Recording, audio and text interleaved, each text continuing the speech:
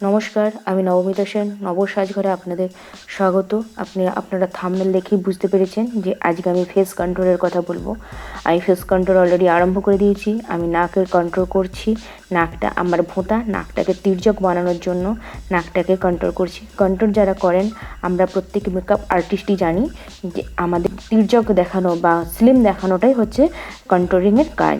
এই যে গাল কন্ট্রোল করছি, গালটার নিচ দিক থেকে উপরের দিকে নিয়ে যাবেন, মানে চিন থেকে কান বরাবর নিয়ে যাবেন, কান থেকে চিনের দিকে নিয়ে আসবেন না। এতে আপনার জায়গাটা ঝুলে যাবে, মুখটা ঝুলে যাবে। দেখুন আমি ব্রাশটা আমার যেমন করে যাচ্ছে আপনারা ঠিক তেমন করেই নেবেন। গাল থেকে কান বরাবর আপনারা নিয়ে যাবেন। একদিকটা করেছি, আর একটা দিকও দেখুন আমি করছি। দেখুন গাল থেকে কান বরাবর আমার যাচ্ছে ব্রাশটা, ওরকম করেই নিয়ে যাবেন। আমার এটা কন্ট্রোলিংয়ের ব্রাশ, সেই কন্ট্রোলিংয়ের ব্রাশ নিয়ে আমি করছি। আমার এই ব্রাশটাতে ভীষণ ভালো লাগে করতে, আমি এই ব্রাশটা করতেই অভ্যস্ত, তাই আমি ব্রাশটা করলাম। দেখুন আমার মুখটা অনেকটাই স্লিম লাগছে। আর একটু মনে হচ্ছে করতে হবে, যদি করতে হয় তাহলে আমি আর একটু করবো। ভালো করে দেখুন আমার কানটা চুলের লাইনের সাথে আমার ভালো করে ব্লেন্ড খায়নি, তো আমি ভালো করে চুলের সাথে ব্লেন্ড খাওয়ানোর চেষ্টা করছি, করে যাচ্ছি, ব্লেন্ড খাওয়াচ্ছি। মেকআপের তো ফার্স্ট হচ্ছে ব্লেন্ডিং। আপনি যত ব্লেন্ড করবেন তত আপনার মেকআপ স্পষ্ট হবে, ভালো হবে, সুন্দর হবে, তাই না? এই দিকটা আমি একবার আয়নার দিকে দেখছি, আবার ক্যামেরার দিকে দেখছি যে জিনিসটা আমার ঠিক হচ্ছে কিনা, কন্ট্রোলিংটা আমি ঠিক করতে পারছি কিনা। দেখুন মুখটা আমার অনেকটাই স্লিম লাগছে, দেখুন দূর থেকে দেখাচ্ছি, মুখটা আমার অনেকটাই স্লিম লাগছে।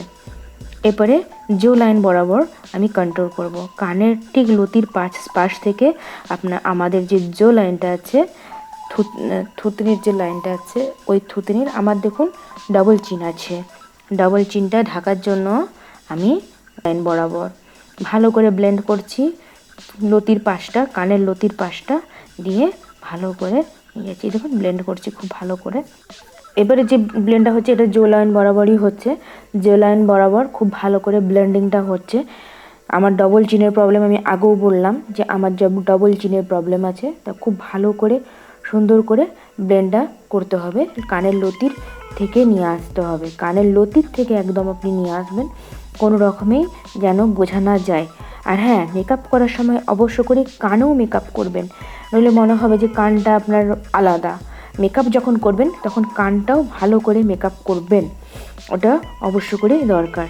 আমি ভালো করে কন্ট্রোল হয়ে গেল। এরপর আবার নাকটা আরেকবার মনে হলো, তো নাকটা আমি আরেকবার কন্ট্রোল করে নিলাম। এরপরে আমি ট্রান্সলুসেন্ট পাউডার নিচ্ছি, ডার্ক কালারের ট্রান্সলুসেন্ট পাউডার।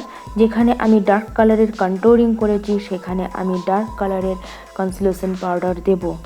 আবার সেম পদ্ধতি নিচ থেকে ওপরের দিকে যাবে। যেখানে আমি ডার্ক কালার করেছি নাকটাতে আমি আগে দিই।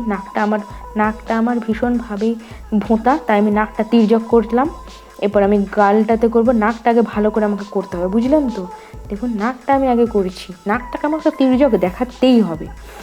এরপরে আমি গালটা করেছি, সেম প্রসেসিং। গাল থেকে যাবে কান পর্যন্ত, এই দেখুন আমি দেখিয়েও দিচ্ছি, গাল থেকে যাবে কান পর্যন্ত পাউডারটা যেখানে আপনি কন্ট্রোল করেছেন ওইখানেতে ডার্ক কালারের কন্ট্রোলিং পাউডার বা ট্রান্সলুসেন্ট পাউডার। এদিকটা তো সেম জিনিস, দেখুন গাল থেকে যাবে কানে বরাবর। আবার এখানে কানের লতি থেকে আবার পুরোটাই আসছে, যেখানটা আমি কন্ট্রোল করেছি। থুতনিটা আমি ভালো করে করছি, কারণ আমার ডবল চিনের প্রবলেম আছে, ওই জন্য ভালো করে আমাকে থুতনিটা করতে হবে। ডবল চিন আমাকে দূর থেকে ঢাকতেই হবে। এরপরে নিচ্ছি হোয়াইট কালারের কনসিলেশন পাউডার। আপনারা হোয়াইট কালারের যে কোনো পাউডার নিতে পারেন। সেটা আবার ভালো করে ব্লেন্ড করবেন, খুব সুন্দর করে ভালো করে যাতে ব্লেন্ড হয়। পাউডার ব্লেন্ড করাটাও অবশ্যই জরুরি, নইলে ফটো তুলে না পুরো ফটোটাতে ছাপ ছাপ চলে আসে। ওর জন্য খুব ভালো করে ট্রান্সলুসেন্ট পাউডার দিয়ে খুব ভালো করে আপনি ব্লেন্ড করবেন। যেখানে আপনি ফাউন্ডেশন লাগিয়েছেন কন্ট্রোলিংয়ের জায়গাতে আপনি সাদা রঙের পাউডার লাগাবেন না। যে দেখুন আমি যেখানে ফাউন্ডেশন লাগিয়েছি সেখানে আমি সাদা রঙের পাউডারটা লাগিয়ে দিলাম খুব ভালো করে সুন্দর করে। আমি আবারও বলছি, কন্ট্রোলিংয়ের জায়গায় আপনারা ডার্ক পাউডার ইউজ করবেন, ফাউন্ডেশনের জায়গায় আপনারা সাদা কালারের পাউডার ইউজ করবেন। এরপর আমি ব্লাশার ইউজ করছি, এটা আমার ব্লাশারের ব্রাশ। আমি ভালো করে ব্লাশারটা দিচ্ছি আমার গালটা পিঙ্ক পিঙ্ক করার জন্য। দেখুন কি সুন্দর গালটা পিঙ্ক পিঙ্ক হচ্ছে। তো বাহ, একটা দিকে পিঙ্ক হয়েছে, অপর দিকটা আবার পিঙ্ক করছি। আবার নতুন ট্রেন্ড বেরিয়েছে নাকে দেওয়া, আমি একটু নাকে দিলাম, আবার একটু থুতনিতেও দেবো। দেখবেন, দাঁড়ান, গালটাকে ভালো করে পিঙ্কটা করতে হবে। দুটো গালে পিঙ্ক করলাম, নাকটায় হালকা করে পিঙ্ক করে দিয়েছি, এবার থুতনিটাতেও দিয়ে দিলাম। এই দেখুন কি সুন্দর পিঙ্ক পিঙ্ক লাগছে না, আমাকে খুব সুন্দর লাগছে। এরপরে হাইলাইটার দিচ্ছি, এটা হাইলাইটার ব্রাশ, হাইলাইটারটা ভালো করে দিচ্ছি। হাইলাইটার আমার বেশ একটু গ্লসি গ্লসি ভাবটা লাগে, গ্লোয়িংটা আসে। হাইলাইটার দিলে বেশ মনে হয় স্কিনটা আমার ভীষণ গ্লো করছে। দেখুন ভালো করে নাকটাও দিচ্ছি। নাকটা নিয়ে আমার যত প্রবলেম, নাকটা ভোঁতা নাকেদের যা অবস্থা হয়। দেখুন কপালটাতেও দিলাম, গালটাতেও দিলাম। হাইলাইটার দেওয়া complete, makeup complete. Tata. Like share comment অবশ্য করেই করবেন, সাবস্ক্রাইব করতে একদমই ভুলবেন না।